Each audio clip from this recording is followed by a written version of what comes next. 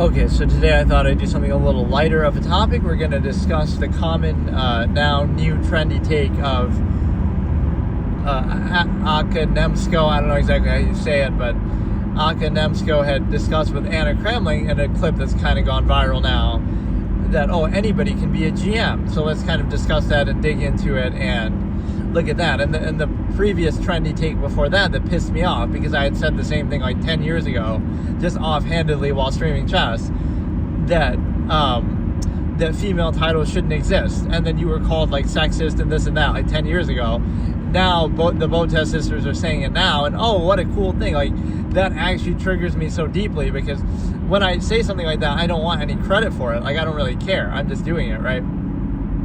But that's why it's good that I have this channel now, and I upload clips actually, which I never did in the past. Like, I would just kind of do it. I would just stream and I wouldn't care, right? But like, now I have clips to show. Like, okay, I predicted in the NBA that Jaylen Brown would win the Finals MVP if the Celtics won the title, and he did. So now you can look back and see video proof of me saying that countless times.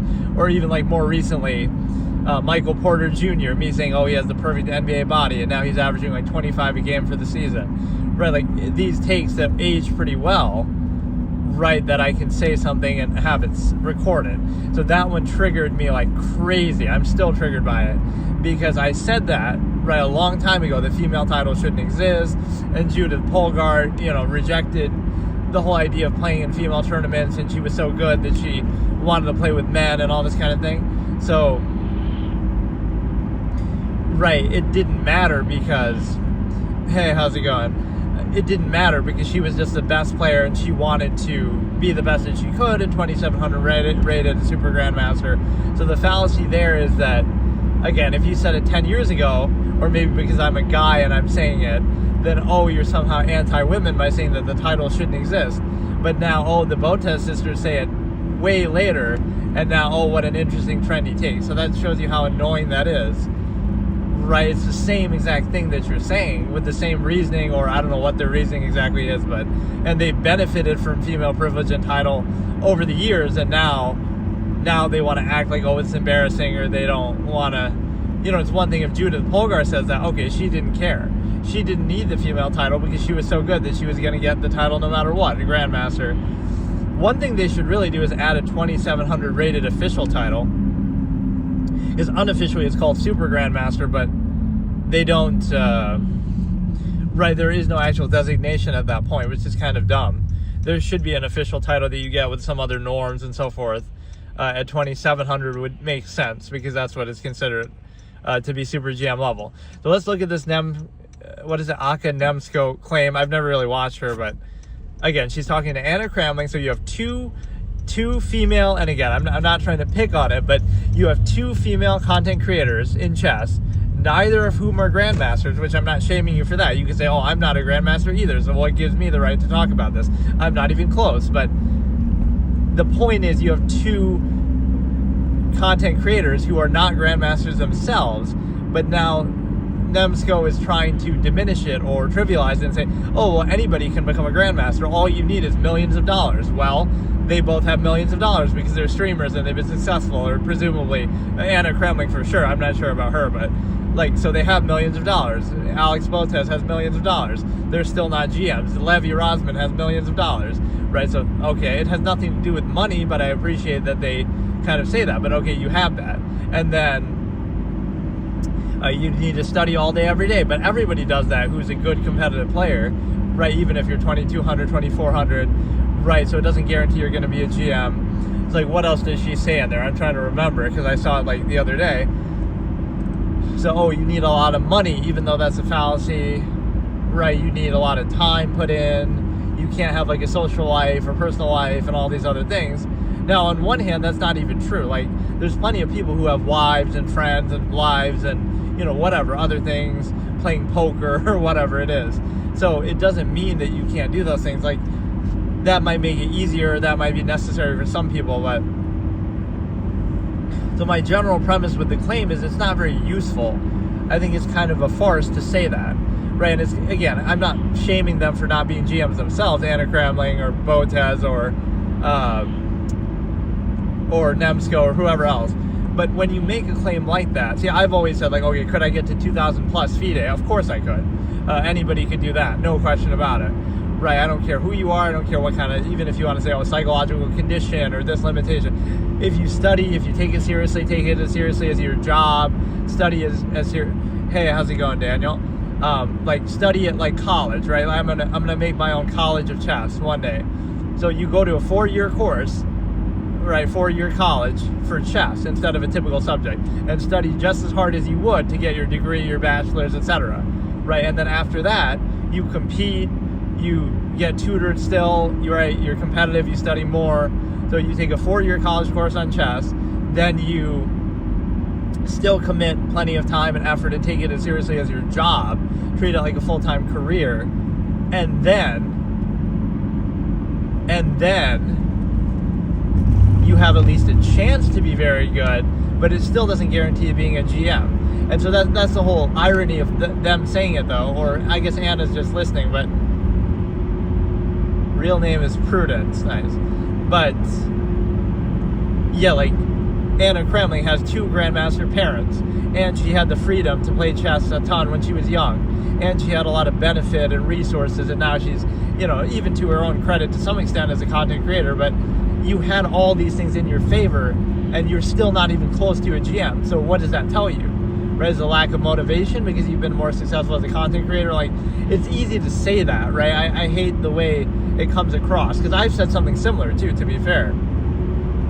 I've never said it with GM, but I said, okay, I can be a 2,200 FIDE player. I can say that with certainty. I've seen what they play like. I get it. It would take me years of studying, which I've never studied, and I hate the idea of doing it, but I could do that. I'll say that with certainty. Anybody can be 2,000 FIDE plus. Anybody can be Alex Botez or Anna Kremling. Anybody can do that, which is why it's kind of triggering how much credit they get, because, again, especially with the advantages that they well, I guess, whatever, their parents, and especially Anna Kremling, like, both your parents are grandmasters, but that didn't help you become a grandmaster, right? So it's not a guarantee. So it's a bit of a loaded claim, right? Grandmaster is too high of a bar, right? There's just too few of them. It's too competitive. So when you say you would need millions of dollars, but there's other people who have that and they don't automatically become GM, or it's not that easy. You would need to study all day, every day, but people do that even at a lower level, even at 2,400, they study all day, they take it seriously. So the things you're saying apply to other levels too, and so there's no guarantee. Or even like, hey, how's it going? So right, having money doesn't guarantee anything. Putting in time is takes for granted. Everybody puts in time. Everybody's studying, right? So that doesn't mean anything then. So I'd be the type of person who would say you theoretically should be able to. Anybody should be able to if they study long and hard enough. Like, let's say you start at the age of 5, right? And you play from the age of 5 to the age of 25, and you study a ton and you take it seriously and you play all day, every day, and, you know, somehow you just don't go to school and don't have a job and you take it super seriously. Now, the assumption is you should be pretty good, right? You should be probably a grandmaster after 20 years of study, hardcore, taking it seriously. Otherwise, you must be doing something wrong then. We'd say, okay, well, you would have been a grandmaster, but you just didn't study hard enough, or you were studying the wrong way or something like that. So there's some truth to that, because, holy shit, it got really foggy all of a sudden. You get to enjoy all these cool dynamic weather effects as if we're doing some kind of whatever, but that one day was miserable though. But no, I should break these sessions up with this sometimes. I should discuss kind of fun and random topics like this from time to time, because that absolutist philosophy does get a little bit draining and a little, like tomorrow I should do another episode, but this is kind of more of a fun, light topic, but it does still trigger me because, again, none of those things guarantee that you're going to be a grandmaster, right?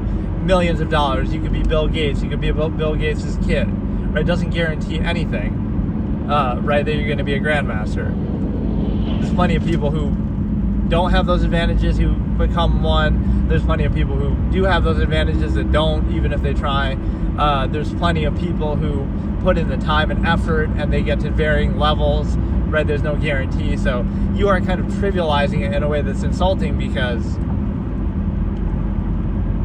well, if anybody can do it, then why don't these millionaire streamers who have all the time in the world, who have, you know, all the tutors, all the access to resources, all the money, right? Why aren't they grandmasters? Show me the example of that then. Show me one single streamer who got better at chess since streaming with all the money, resources that they made. Okay, Alex Botez, take the Grandmaster Challenge. Use the millions of dollars and tutor and all day, every day studying to do that, right? But she, you know, Botez hasn't gained ratings since streaming. Anna Cramley hasn't. I'm the only one who's gained ratings since streaming because I started basically from the bottom, from nowhere. And even then I kind of lost rating from the sense that obviously I'm not very good to begin with, but like because of the inflation of the sites has changed, right? That back in the day I was a little higher than I would be now because the rating means a lot more. Back then it wasn't taken as seriously. But the point is that, again, Botez has millions of dollars that they've made, the Botez sisters, and they aren't even close to a grandmaster. They haven't even improved from where they were right at the time that they started streaming. Anna Cramling, same thing, stayed pretty much the same. All of these other streamers, Levy didn't become a GM. Even Hikaru, sometimes people mistakenly say that sometimes, like, oh, he's become better since streaming. He hasn't become better. He was 28-16 or something like that, you know, peak rating before that or whatever. So, like, he hasn't become better, but he stayed relatively the same and still been very successful. But it's not like he wasn't one of the world's best players, world number 2 at one point, even before that. So it's not like he wasn't already an all-time great player. So now you'll say, oh, he's streaming and that somehow validates it. But, you know, he was already one of the best players ever. So he still is one of the best players ever. It just doesn't mean that he's gotten better or that those resources really helped him in a meaningful way. Because, oh yeah, and congrats, he had a kid. I saw that. I like how he handled that relationship, at least from the content perspective, that some people make a drama about everything personal, or it shows you an example, like, oh, you can't keep it secret, like your girlfriend or this or that. Like XQC makes a whole big drama with the debt, and again, regardless of the details, it's just like it's hard not to show that on stream and make content out of it. But that's what Hikaru shows. Like, nobody knew he was with Atusa, like I'm talking about when they were first getting married or whatever. Nobody even knew that they were together, right? He kept it totally private, so it shows you can control that if you really want to. But right, like this idea that, oh, because you stream a ton or you do face cam and this and that, you have to show everything. It's kind of up to you. Like, for example, I don't do face cam ever, so like that's a choice that you make and whatever. But yeah, would I say that anybody can be a GM? I would say no. I wouldn't say that you could do that necessarily. Anybody could be 2,000 plus. Anybody could be a very good player, 22 to 2,400, roughly, something like that. And it would take a lot of those same things that people talk about, like, you know, studying for years, maybe some financial stability, tutors, reading books, everything like that, right? But we got to assume, like, oh, everybody does that who's successful. So because you see so many people try and fail, sort of, or maybe you could say they don't put in quite enough time, but how many thousands of players? There's 20,000 people better than 2,000 FIDE. Like, a lot of those people are struggling, they're trying hard, so I don't believe that. If you say anybody can do it, well, there's more than 2,000, I think it's roughly 2,000 people, right, who are GMs so at any given time. So if anybody could do it, then there'd be more than 2,000, because you can't tell me that there's not more than 2,000 people on the planet Earth who want to be a grandmaster bad enough and who study enough or have the financial resources. There's more than 2,000 people, right? Like, you know, again, a lot of the people who want it maybe don't have those resources or have the time and all that. But yeah, I would reject that a little bit, and I would say it's coming from a very disingenuous place, because there is a bit of that female privilege built into there, right? Like, neither of these two content creators who have made millions of dollars, presumably, from all the attention they've gotten, have, okay, like, I get it. It would be hard to do. Hey, how's it going? it would be hard to do. But it's like, okay, now you're in a position where you've earned millions of dollars and so much attention, and you could do that, right? Let's make this a new challenge. Let's do the chess streamer challenge. Every streamer who's been successful now, not even that you have to stop streaming, but like Levy and Botez and Anna Kramling and Nemsko and Dina and all these people, they should all quit focusing on content and see who, like if I was a billionaire, I'm Elon Musk and I'm gonna give a prize.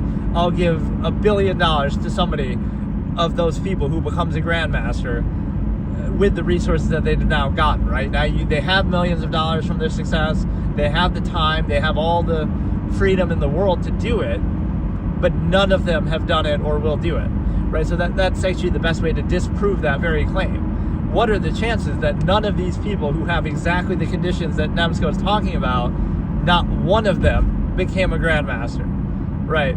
So, anybody can do it, but I guess nobody wants to do it. They're too busy chasing clout. Like, what is the barrier here? And again, I'm not shaming them, but I have criticized the whole thing. Like, okay, there's these special female titles that you get, and you get so much more extra attention for being the same rating, whereas if a guy was that rating, nobody cares, right? Whereas you're getting millions of followers for just being 2,000 FIDE, which is only top 20,000 in the world. So like I've discussed this in the past, and it's just kind of, it is coming from a disingenuous place, because you would never have the gumption to say that otherwise, right? Like the very platform that you're on is one partly because of privilege. I hate to say it, like nobody else is doing that at that rating, right? Nobody else is getting this much attention at that rating, right? So you're getting it for privilege reasons, wrong reasons partly. You're also not a grandmaster. Even after getting all that benefit and resources and privilege, you're still not a grandmaster. And arguably, you're not even trying to be one, which is kind of insulting to the game, because there's so many people who don't have those resources or advantages who still work their butt off to get there, right? But imagine you have all those resources and you still can't do it. But that would lead me to believe like that has very little to do with it, right? Like if you want to be good, and Vishy Anand wasn't rich, or Gukesh's family isn't rich or anything like they must be middle class or decent, but it's not about that, right? If you really want to do it, it's not going to come down to that. So I would say there's a certain barrier, right? It's hard to say just anybody can do it. So I would say the answer is no, but it's not a super strong no, because I do kind of share that somewhat.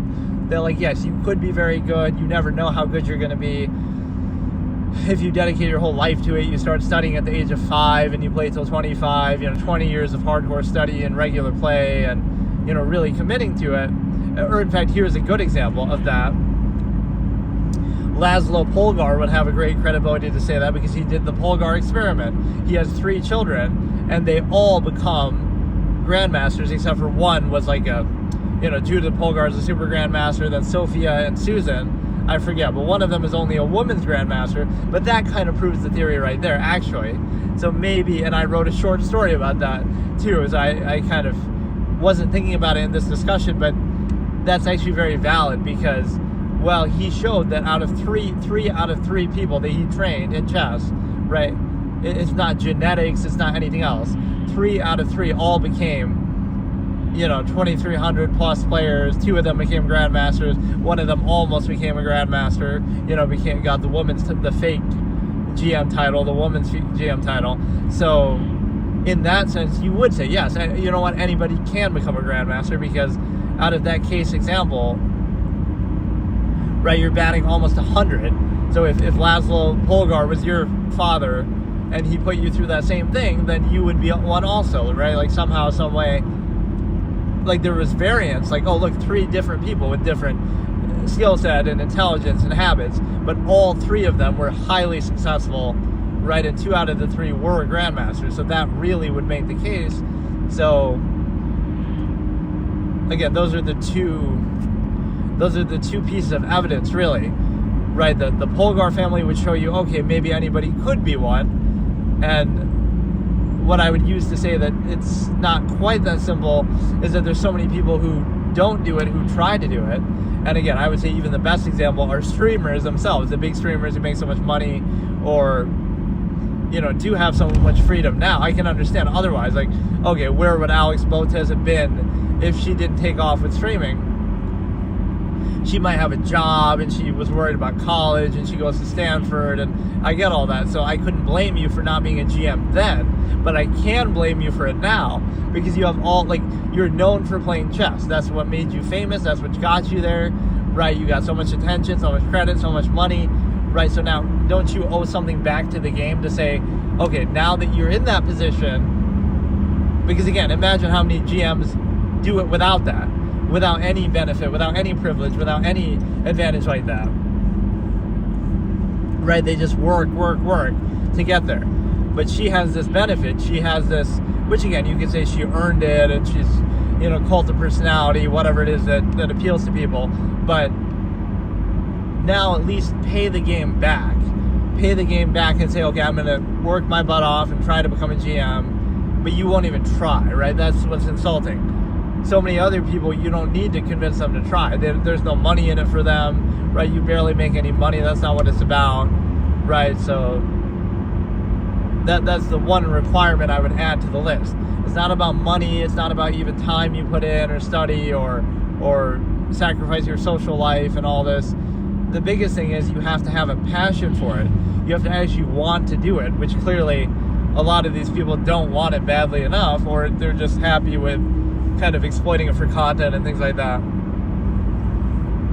And then let me reflect back on another one of my takes from one of my videos on this channel, actually, where I'm clowning what I call the dumbest take of all time, which is when the guy says chess is pay to win.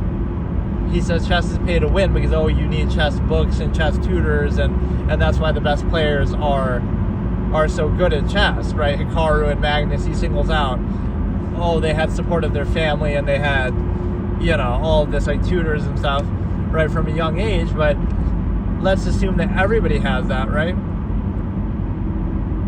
So assume everybody has tutors and books. That doesn't guarantee that you're going to be Magnus or Hikaru, right? You might be good, it'll help you.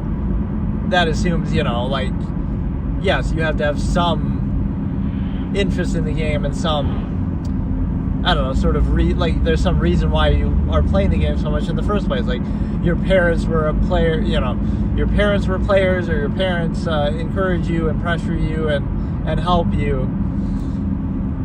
So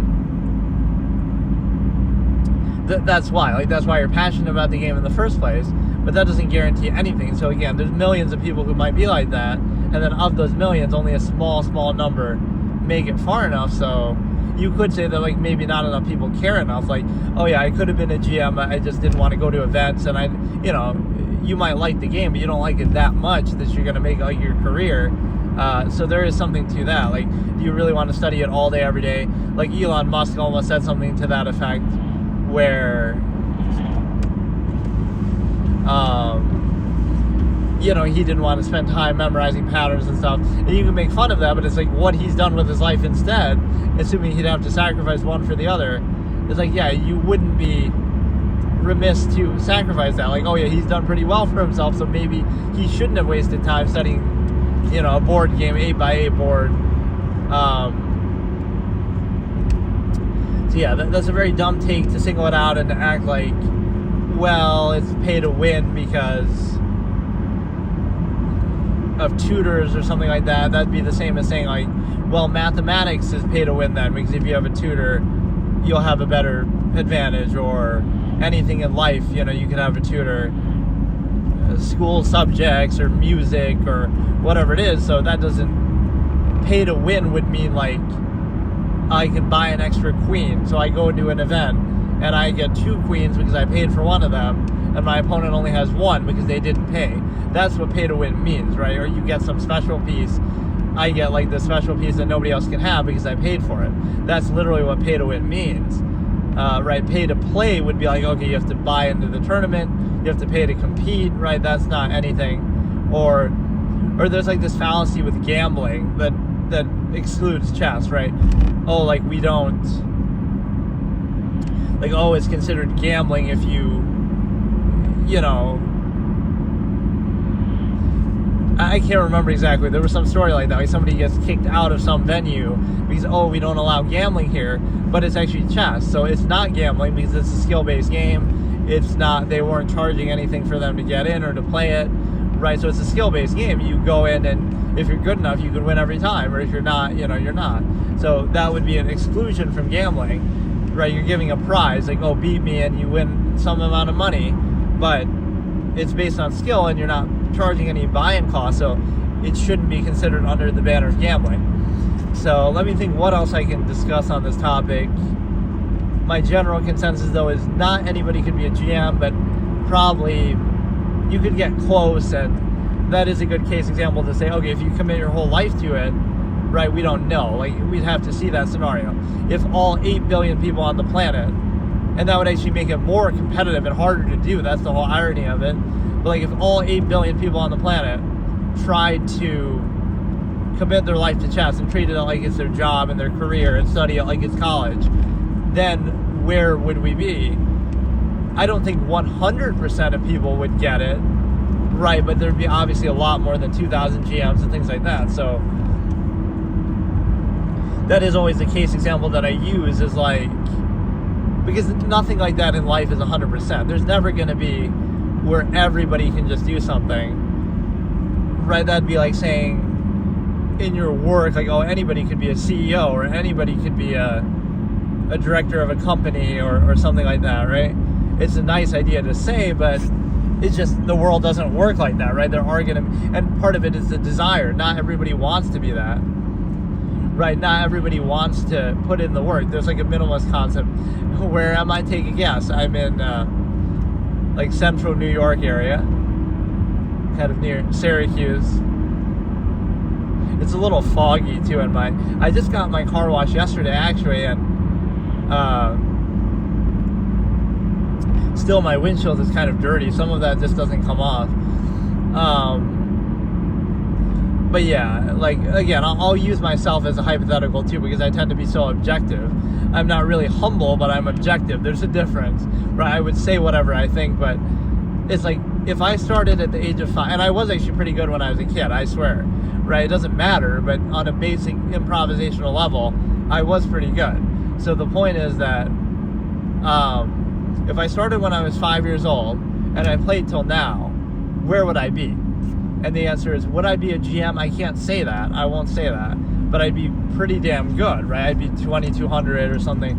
I would have to be, because, like, okay, I played for the last, like, I played a couple years when I was a kid, but very little amounts, right? Not, like, really taking it seriously. And then I played now the last, like, 4 years, but kind of on and off, too.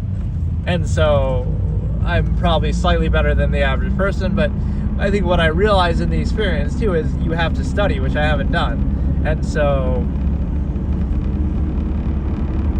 yeah, maybe it looks a little scary because it's all dark and snowy and shit. And this angle makes it look like, at least that's what I was trying to do. The angle makes it look like you're the passenger. So like you're sitting next to me, so like ASMR, getting kidnapped and you're in the passenger seat or whatever, you're hanging out. It doesn't have to be like that, but it gives you that kind of visual feedback, which, again, I would find this more interesting if I was going to different places, but for now it's just kind of the same route, roughly, that I keep doing over and over. But yeah, we're just kind of feeling this out. I do enjoy this, but there's a few limitations to it. In particular, the battery doesn't last that long because I'm using my Starlink Mini. Speaking of Elon Musk, how he was saying about chess, and people got so triggered by that too. Him calling Polytopia more complicated than chess, even though it objectively is, because any game is more complicated than chess that has more than 8 squares and more than, the 16 units and all this. Like, even variants of chess are more complicated than chess. Like, Fog of War chess is, chess 960. The very same kind of premise, but you just kind of move everything around.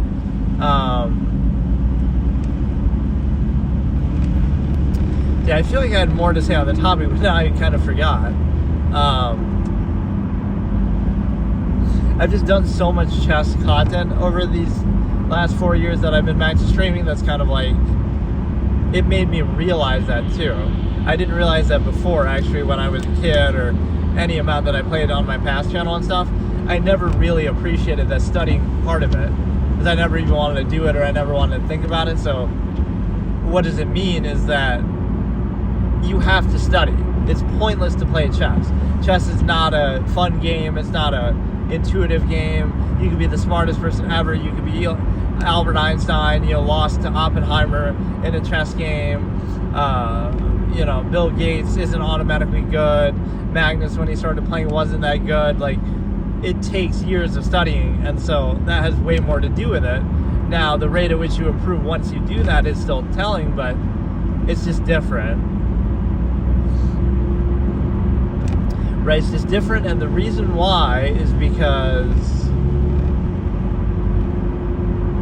it's not as simple as just saying that anybody can do it and just study and take time. But again, it is one of those things you could kind of cop out and say, well, you could have done it. You could have been a grandmaster, but you just focused on other things. You didn't play enough. You didn't play at all. You were busy with school. You were busy with work. Right? But that's kind of a poor excuse too, because there have been people throughout history, like they're a doctor and they also are still a grandmaster or something like that. The Luke McShane guy, who's like some Wall Street type banker dude in England or whatever, but he also moonlights as a super GM, right? Something like that. So maybe they're the exception, but I don't know. It just seems like an oversimplified way of putting it that kind of triggers me. What other chess takes do I get triggered by?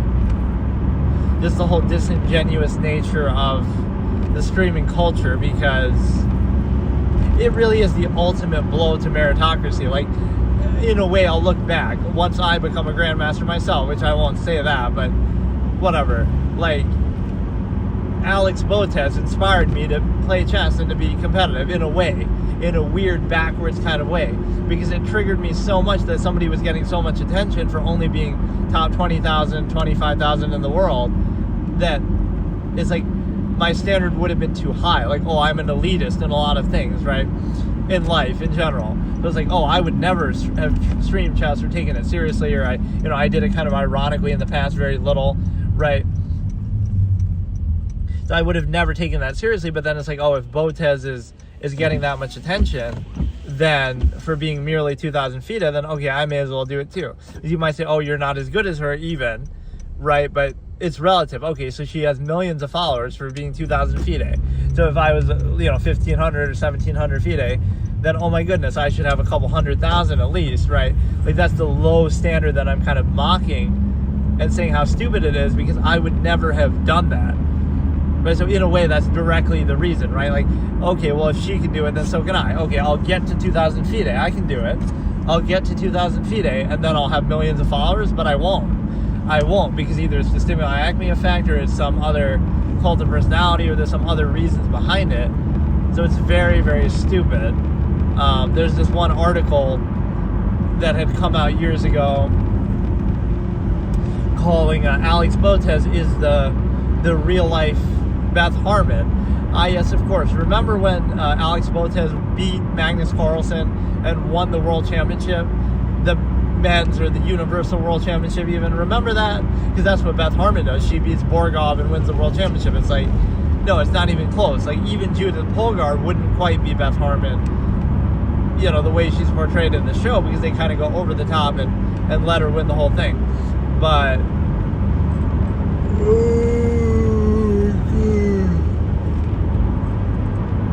this is actually kind of more of a boring discussion than what I thought. I don't know.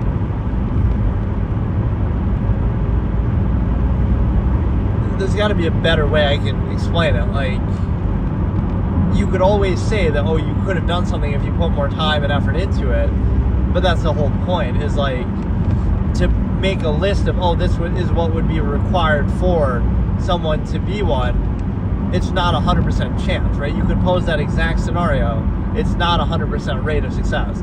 That, oh, you have millions of dollars in comfort and best tutors and best technology, best resource, best, study all day, every day, don't have to work, don't have to go to school, And even then, there are going to be some people who just don't quite get there. And there's no shame in that, and it would be so competitive, right? Because at a certain point, it's about more than just that, right? Doing that, studying and, you know, putting in time is going to get you pretty far, right? 2,000 plus, maybe a bit more than that. But at some point, it becomes even more than that. Like, you really think of the 2,000 grandmasters in the world, it's not just about, oh, they study a lot. It's more than that, right? Not even that they're innately smart, but there's certain psychological things that happen. Like, even a very high level criticism, like Ding Liren. Ding Liren was choking his brains out and has a certain psychological weakness at times, right? But he's still one of the best in the world despite that. But imagine if he didn't have that issue, then he would have been, you know, back-to-back world champion or something like that. So even at that level, there's certain psychological things that come into it. So there's layers to it where you might think, oh, you're committed. You study all day, every day. There's a quote like this to do with like Gary Payton or somebody in basketball. Like, oh, he thought he was working out every day. He thought he was working hard, but he wasn't really working. Like, you're just going through a routine, but you're not pushing yourself, right? So it's the same thing here. Like, oh yeah, you study every day and you play every day, but what about the other players? Oh, they're not just studying, they're not just playing, like they're killing themselves, they're, you know, really stressing, they're really getting heated, they're not doing it from a place of comfort and luxury. They're like, oh, I'm going to study 12 hours, I'm going to, you know, dream about chess, sleep on my chess book, use it as a pillow, like taking it to that extreme, obsessive, insane level. That's what it would take. So it's easy just to say that, but that, okay, you could take it seriously and you could be successful, but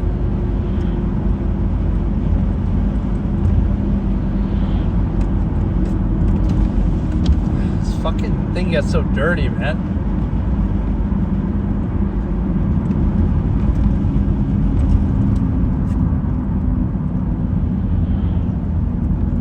Right, then when they're flashing you with that, I can't see shit sometimes with the windshield being so dirty.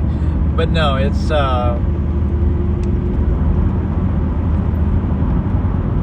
yeah, like what would I say my peak ceiling is? I wouldn't say, but okay, if I started when I was 5 years old, you would never know, right? So it's kind of it's a bad comparative analysis, because you'll say, oh, you'd never be like Magnus and you're not as smart as him and this and that. You'd probably be right, or you'd definitely be right, but you can't really even say that, because, oh, did you start playing at age 5 when he did, or whatever? Did you start study your whole life and have all this interest in the game from a young age and treat it like a career, right? You didn't do that, so it's not fair, right? It's not fair to make that comparison. If you had done all that, now you could compare it, so that's the difference.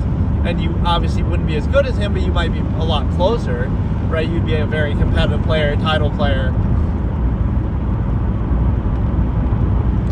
Yeah, let's look at how female titles or female privilege and sort of just, they actually hurt women, right? Everybody should just play together, same events. It shouldn't be insular like that. It shouldn't be special treatment. And there's really no basis for it, right? There's no physical advantages like in sports, right? That would be the whole premise of men's and women's sports. But like, what, a trans chess player can't compete in, you know, if you're a trans player, you go to compete in women's events, even if you're a biological male, or there's some overlap like a female. It always goes in one direction. Like, somebody who people think is a biological male who's competing in female sports, because of the whole trans thing, right? That creates a problem, because you presumably get an advantage that way, but not in chess. So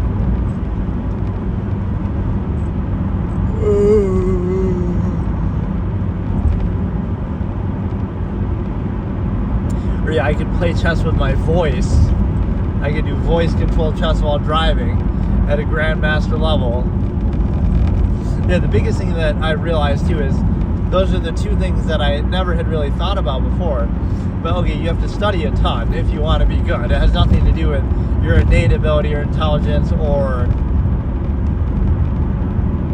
right, just playing isn't going to make you better. So you have to study.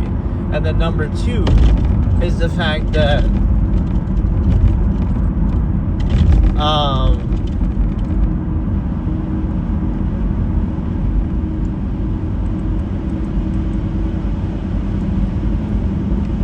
you have to work on visualization. There's certain like meditation and psychology techniques that I can associate with that, since that's part of my background in psychology. Is like you visualize the board in your head, right, and things like that might seem like, oh, that's for blindfold chess or something, but it's actually pretty pertinent because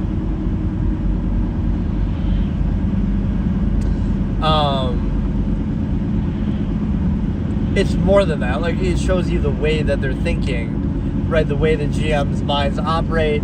They're picturing things in their mind. They're calculating there. So you get to like a state where you can fully visualize the board in your mind.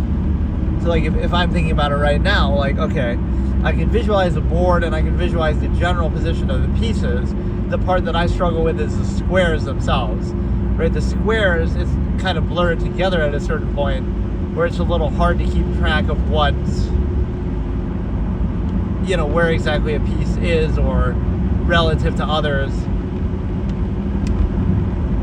Right, that part can be a little tricky, but yeah, it teaches you the power of imagination and visualization that way. That's why like GMs look up at the roof and stuff like that.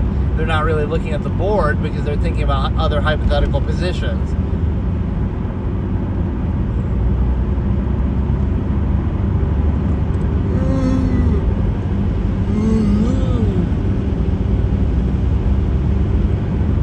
Yeah, maybe I should do some sessions like this where I just talk about random stuff too. It doesn't always have to be the absolutist philosophy thing, but that is kind of my main interest in doing this.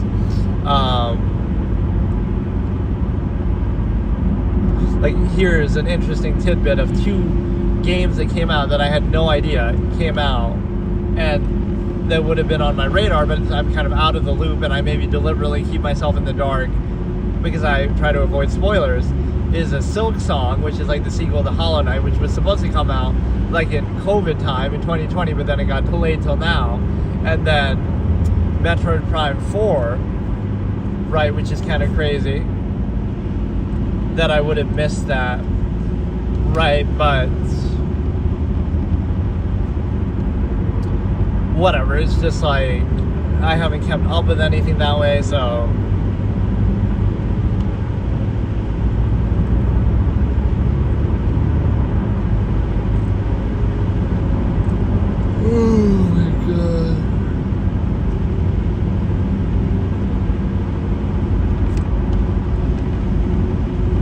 yeah, this is always fun to do. I'll travel the country at some point and you'll get to see all these different spots, but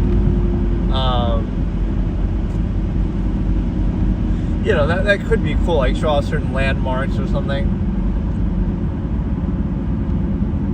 Like, I don't find the whole thing that interesting, but it's at least better than what I was doing before. Because all I was doing was showing like a notepad, or you know, I'm screen sharing, but then I'm not doing anything. It's not like I'm playing a game or something on the phone. I'm just letting it sit there the same way. So you may as well appreciate some visuals here.